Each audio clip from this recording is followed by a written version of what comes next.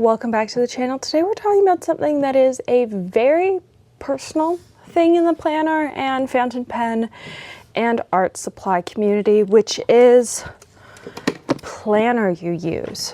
So I clearly like this planner because I have my fall 2024 to summer 2025 one right here. It's already sticky tabbed. I did this on live a few weeks ago, but we're going to talk about why I've chosen this over something like a Hobonichi, and also why I still use a Traveler's Monthly in my passport when I do use what I refer to as a desk planner as well, because I do really love this, but there are some limitations of this, so we're going to get into it all. So let's talk planners. First up, the planner itself. This is a Planberry Weeks in size large. They make two sizes, and they also make a couple different spread layouts. I really like their weekly though, because it gives you sort of like a bullet journal spread on one side where you've got weekly priorities, habit tracker, sort of your activities for the week. You're grateful for a spot for affirmations, a work to do, a personal to-do list, just some blank space. And then you have a box for every single day of the week, including Sunday, which I really like. Lots of calendars and planners put Saturday and Sunday together. I just like that. And then you've also got a priority box for Monday to Friday, which I tend to use for slotting in videos and shorts, so I know exactly when stuff is going up. So I started to use, here's, so you can see the tabs are very bent. I started to use this in the end of October 2023. And this is an undated, so this can start whenever you want. So in my case, this is starting, I believe it's the first week of November. And in a live a few weeks ago, I went through and I numbered it all, and then we went through and we figured out the tabs, because the one thing I dislike about this is it doesn't have any sort of tabs of any sort, and it is a fairly thick planner. It also doesn't have any page numbers. So I do tab things like where the dotted paper starts, because it does give you a fairly good stack of dotted paper at the end. I tend to use last page's pen tests. You also have a lovely cardboard folder at the end for, you know, sliding away any important documents, which I do use, and a whole bunch of dotted paper. And then you've also got monthly budgets and expense trackers for every single month, which I really like. I absolutely adored this planner last year. I was fairly committed to the bullet journal. I had created my own for a number of years. I started bullet journaling fairly consistently in 2015. And then post-cancer, I did it by myself for a couple years, but then I started to get burnt out. And then I started to use the Amanda Rach Lee one, which I absolutely adore. But with the brain injury, I almost found the coloring drawings too complicated. Like, they almost took too much brain energy. Where by the time I was done coloring that month's spread and all the little things, as much as I adored them, my brain was tired. And so what I really like about this is there's space to doodle. I can do whatever I want on the pages, but it's also really practical. It gives me space to make lists. It gives me space to organize stuff. And there's just space, which is not what this contains. This is my monthly calendar. Let's flip to a page that has nothing on it. Here is sometime next year. This is just the undated calendar from Travelers, and I really like this. It's very small calendar boxes. I don't need them to be big. What I needed was a way to, in my pocket, be able to see when I had meetings and when I had videos coming out. And that's what this gives me. Can I show you August's, or is there stuff?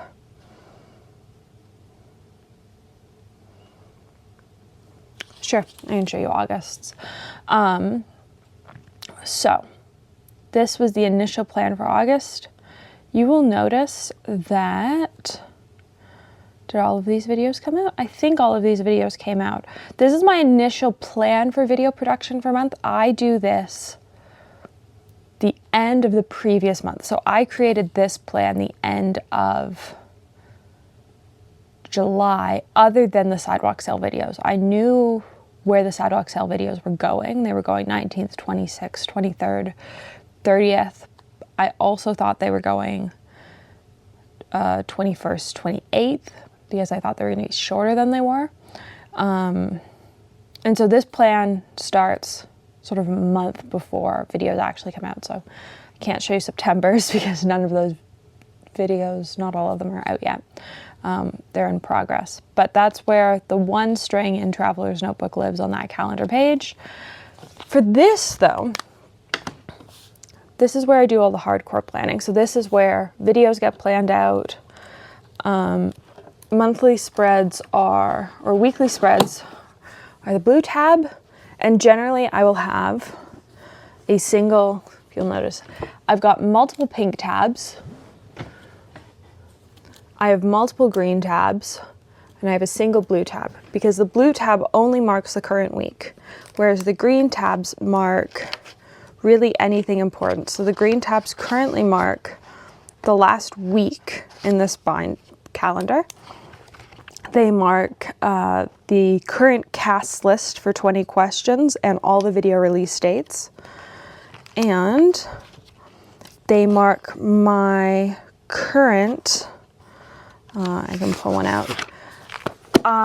At the back of my page, on one of the dotted page, have whatever my current video release schedule is on sticky notes, just to keep me organized, and so that once something is filmed and edited and scheduled and the description's done, the sticky note comes out of this book at the back. Until that happens, though, I assume the video has not been completed. Though this is an August 28th video, and that video has come out, and I liked it actually. I believe it was the Lighthouse Paint Your Style. But it is a fairly good system, because it means that until that sticky note comes out of the back of this book, I assume the video is still in production. And then all of these pink tabs are calendar pages. And so I mark 3 calendars at a time, because while I don't actually work in quarters or standard quarters, I do sort of roughly plan things 3 months ahead. If I'm working on projects with other people, that tends to be how far in advance other people will be willing to plan. And that's about how far in advance I feel comfortable planning. So you'll notice that we have tentatively picked podcast dates for December, just because of holiday schedules, and then we'll figure out January's at the end of December. And then January's calendar right now has nothing, because I don't plan that far ahead. The real hidden gem of this book, though, is that it is fountain pen friendly paper. It doesn't sheen, but it shades, shimmery inks work on it. You'll notice that that is a shimmery ink that I used for January with a broad nib, and there is no feathering. It still looks quite good. And that is the hidden gem of this paper, that you can get a giant desk planner with a whole bunch of pages for not all that much money.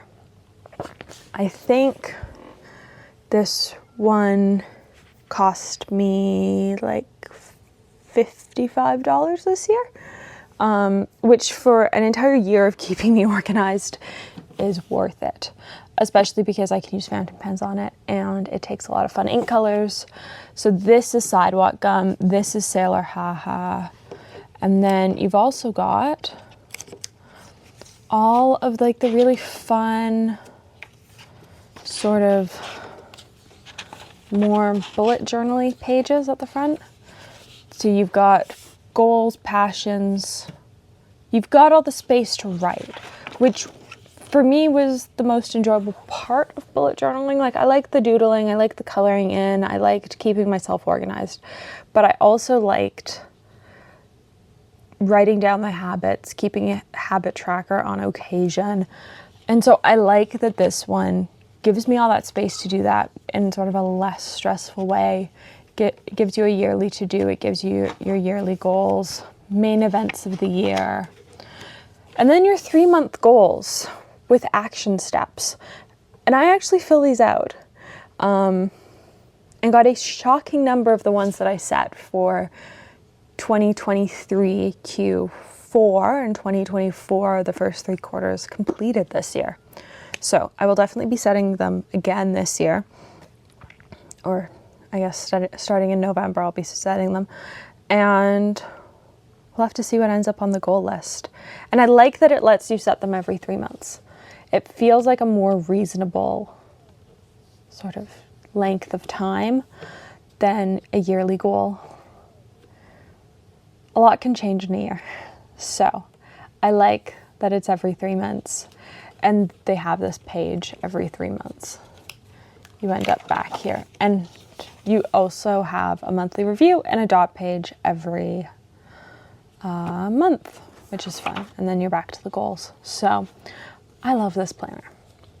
Hence, I've got it for a 2nd year in a row. Mostly because it's fountain pen friendly and nothing really feathers on it. I can't show you my pen test in this book. Unfortunately. Is there a single week in here that I can show?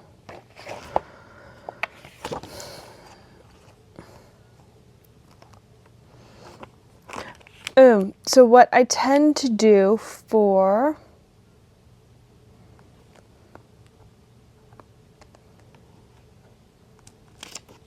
I'll just cover this one up.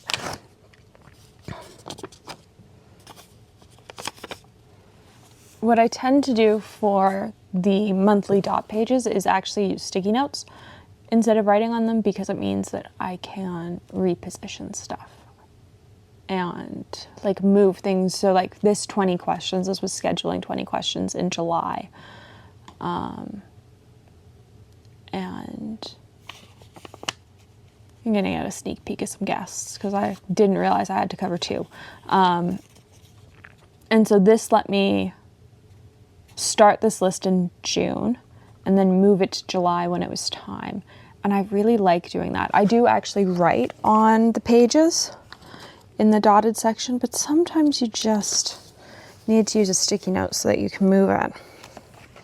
Is there a single calendar page? Yeah, I can show you this one, which I think is the same one I showed in my other video. So this is my January calendar page from last January. So this is really how I use the calendar page. I don't slot a whole bunch of stuff in, but I do slot the important things in, like Ferris wheel press release dates, appointments, when you can post the new Ferris wheel press Jubilee products. And I also, at this time, was doing the 100-day challenge with Amber and Madeline, and they had a prompt a week, which I really liked. I liked that I knew I had an idea of what I was painting every week, that the subject matter is the same, I just needed to create something every day. And so in my January calendar page, I had the list of all 15 prompts, which definitely saved me in February and March. But this is how I tend to use the calendar. Some months will be color-coded if they're super busy. Currently November of this year is color-coded. For the most part though, I tend to just pick up a pen and write. Clearly this month the color code was Dusk and Bloom from Ferris Wheel Press, because that is the only color I've used, including, I was gonna say including the page numbers, but no, that's Storied Blue. So I used 2 colors. I used Storied Blue and I used Dusk and Bloom. But overall, I love these planners. And that is why I've gotten the exact same planner for next year. And in all honesty, I'll probably get it again for 2024, 2025. Though I do really like having just a little one in my pocket in my travelers, which goes in my purse, so that I know when I've got appointments scheduled with brands, just to keep everything organized, because honestly, sometimes it gets a bit out of control and you can double book yourself really easily if you're not making sure you keep everything on task. So that's the explanation for why I'm not using a Hobonichi. Mostly because I've gotten that question several times, and the honest answer, if you haven't realized by now, is I need more space.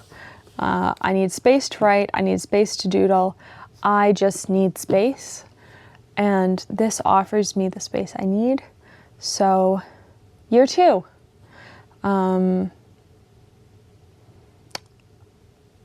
For those that are going to ask where you can get these, the only place I've ever found them is Amazon. I'm sure they sell them other places, but here in Canada I've only ever found the Planberry planners on Amazon, and so that's where I got mine again this year. They also come in a bunch of colors. I just really like the pink and rose gold, and my brain already goes, your planner's pink and rose gold. And that's the colorway I look for when I'm looking for my planner, and so I decided to make my life easy and just stick with the same color for this year. So we'll see if I end up changing it. I did look at the blue, I think it was blue and silver, but I decided to just stick with the pink and rose gold for this year. So there is my 2024, 2025, planner video. And I now actually have to put things in the planner. I've been very good about not writing in it until I was done filming with it so that I didn't accidentally dox myself. But now I actually have to put stuff in it. So, hope you enjoyed. Let me know what planner you guys are using for the year, because I always think it's super interesting to see what people are using. I know lots of people are using Hobonichis. I know lots of people are using Travelers. I know lots of people are using other things. So let me know what you are using for the year, because I would love to see all the different planners. I know everyone is so different. And I think that's one of the cool things, is that we can all use very different planners. And the most important thing is we just stay organized. So at the end of the day, really it doesn't matter what you use as long as it works for you. So thanks for watching, and I hope you enjoyed.